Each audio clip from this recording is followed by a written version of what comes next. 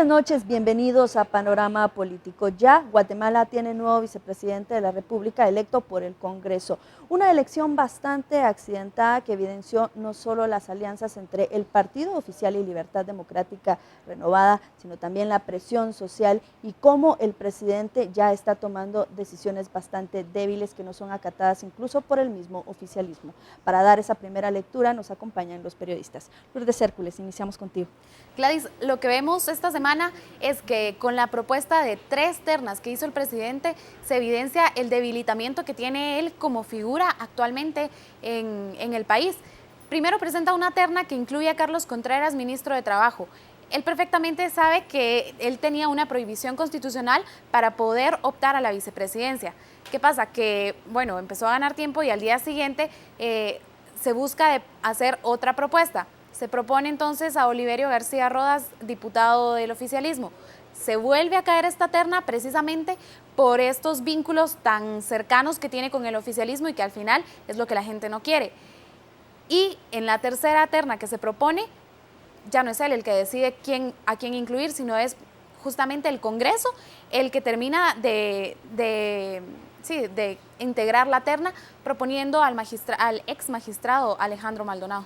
Había algo alrededor de este tema con Oliverio y era el hecho de que si él era electo tal como estaba planificado, al menos entre el líder y el patriota, que primero tenían como candidata a Adela Camacho de Torreviarte, pues si se elegía a él, era Daniela Beltranena, la persona que acompañó a Roxana Valdetti y a Juan Carlos Monzón al viaje a Corea del Sur, quien asumiría la curul y tendría impunidad o inmunidad, como se le llame, ¿verdad? Pero el asunto acá es que ese fue uno de los factores que se utilizó para hacer la presión para que saliera don Oliverio, pero habían otros factores alrededor y fue también la presión que se vio en el Congreso de la República. Sí, justamente en eso los partidos políticos también tenían mucha responsabilidad encima, no solo por la presión social, porque ahorita están en un momento en que todo es criticado. Entonces ellos tenían el miedo de, bueno, si elegimos a esto, ¿qué van a decir?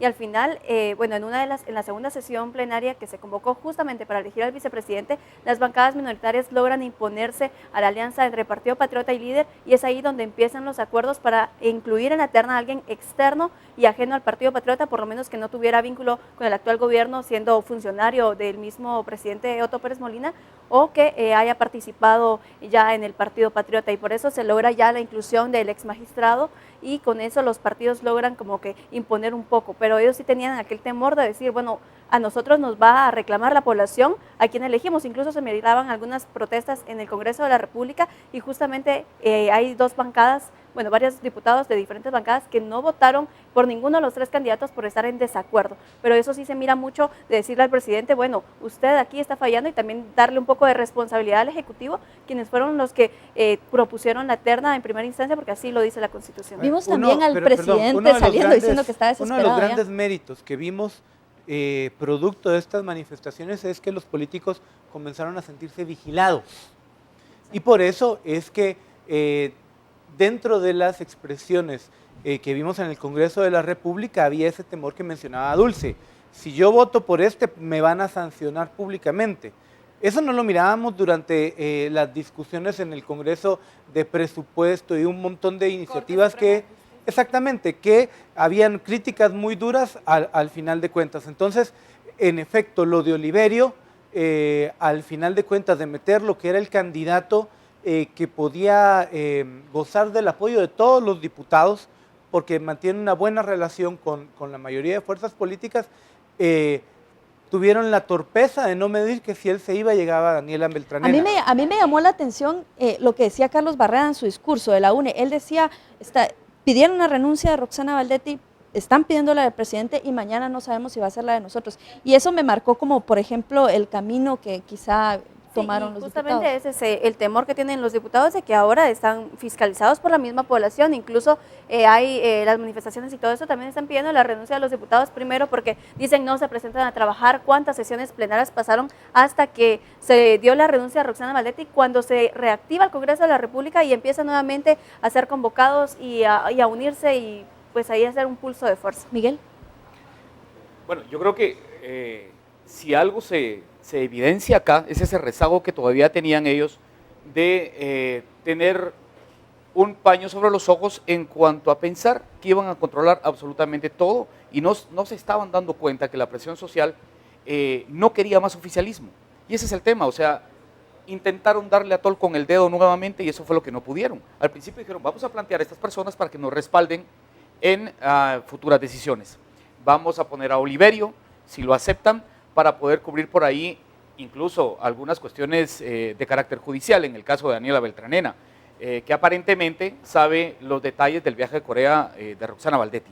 Eso por un lado, pero por el otro lado, que es lo que yo considero que es lo más destacable de esto, es que la población siguió haciendo presión para que le dijeran al presidente, mire señor, ya estamos cansados, ya nos dimos cuenta, nosotros no queremos más oficialismo, no queremos a otras personas que lo vayan a respaldar, es de lo mismo, por favor, quítelo y pone otras personas y que al final de cuentas ni siquiera fue el presidente. El presidente erró en leer desde el día que Roxana Valdetti renunció, en leer el ambiente político, porque creyó que esta era una crisis relacionada con los partidos. Además pasajera. No, y Ciertamente, aparte- y no fue así. El presidente tuvo por lo menos 3 o 4 días para reflexionar la terna y comete una torpeza metiendo a gente con la que él se podía sentir cómodo, incluido un ministro. Era gente de su staff.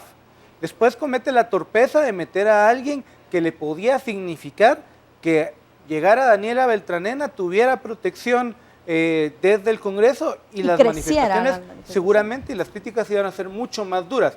Al final las señales que manda Otto Pérez Molina es que hay una falta de control en las medidas que va a tomar y eso le puede significar que la elección de Alejandro Maldonado sea la elección no de un vicepresidente, sino de un presidente de transición. Tenemos un minuto ya para terminar y me gustaría también plantearles a todos ustedes lo que se dice en el ambiente respecto a que escoger a Alejandro Maldonado Aguirre pudo haber sido escoger a quien vaya a suceder a Otto Pérez Molina, en algún caso la presión continuara y él pudiese renunciar. Y es que esa al es una de cargo. las consignas que se vienen ahora por parte de los manifestantes.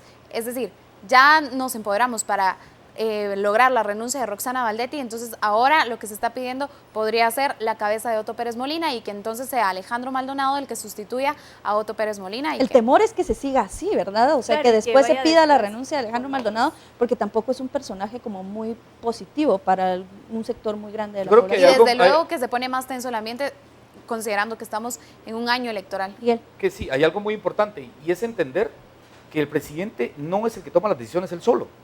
Hay muchas personas atrás que están tomando esas decisiones y eso es lo complicado aquí. O sea, todos señalamos al presidente, pero hay alguien que está a la par de él también visualizando la situación, es quien lo aconseja y quien determina a quién van a poner en el poder. Gracias, Miguel. Con eso concluimos este primer bloque. Los invitamos a que continúen con nosotros en Panorama Político.